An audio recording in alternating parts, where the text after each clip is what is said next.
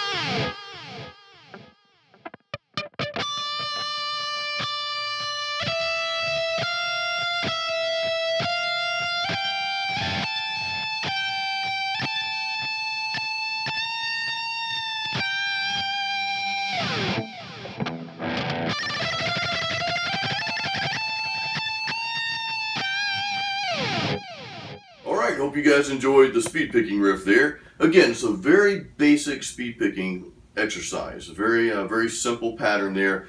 We're just playing it on one string, so we don't have the difficulty of going, from one string to the next on multiple strings. We're playing it on one string, and then I move the whole pattern up an octave. So when we go to that second string, we're just playing the same riff, but we're just playing an octave higher. Now, I have us doing that for a reason, because I'm going back to that repetition that I've talked about in several videos in the past.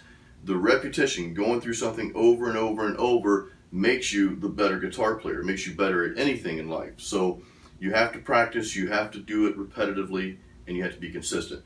So I have us going through the pattern, then we play it an octave up, and I would suggest that you go back through that pattern. And of course, I always encourage you guys to build your own. Take what I'm showing you and build your own pattern from that. You'll come up with some cool stuff, much cooler than what I just played. Again, this is just kind of a starting point for you guys. Now, I want to share a quick secret of mine that I do when I'm speed picking. Oftentimes, I rest the palm of my hand, kind of like your palm muting. I rest the palm of my hand just gently on the bridge here. And what that allows me to do, if I feel I'm getting sloppy or if I feel like my timing's off, I'll gently press a little more on there, and it kind of gives you that muted sound.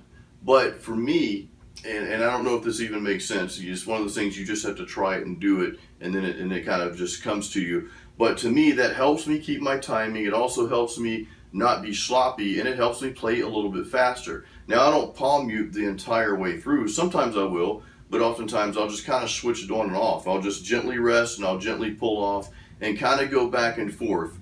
Now, I know that's another element to playing, because you're already concerned about your picking hand playing fast, and of course your fretting hand hitting the notes right. So now you've got another element in there of palm muting. But trust me, try that, and I think it'll help you stay on track a little bit better. You don't have to palm mute through the entire thing, but you're just gently kind of using it when you feel like you need it. And that's kind of my little trick there for speed picking.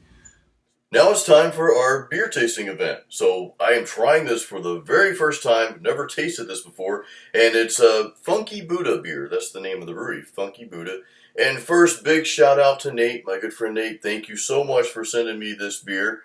My wife works with Nate, and he sent some beer home with her. Fortunately, she didn't drink it all.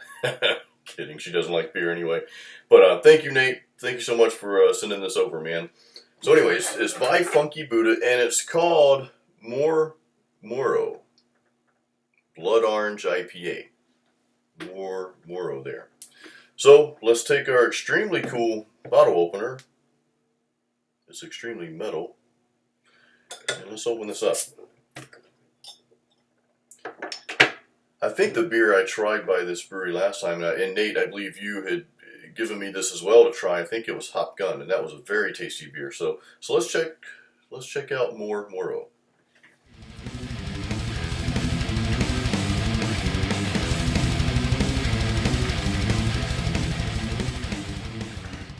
Oh wow, quite a tasty beer. So yes, I do taste the orange, and I expected that, hence the name here, the Moro. Under that, it's got Blood Orange IPA. So I expected that, but I also taste the hint of citrus, and I also taste a little grapefruit in there. So let me just go to the side of the bottle here. Now I've already read this earlier, but it does talk about the citrus flavor. It also talks about the grapefruity hops. And then there's another interesting ingredient in here in the blend, is the caramel malts. So all that together makes for quite a tasty beer. And I have to say that this beer is one of the few beers that tastes like nothing else. I have nothing I can compare it to. So it's got a very unique flavor to it, which is a plus in my book. I think, in my opinion, it's a great summertime beer. Well, any beer is good anytime, right? But this kind of reminds me of kind of a tropical beer. So it's a good, sit down by the pool or the patio and have a few of these type beers. So, which I think I may do that later this afternoon. So Nate, again, thank you for sending this over. Great beer here. And guys, thank you so much for supporting my music and supporting my channel. I really do appreciate you guys. We'll see you on the next video.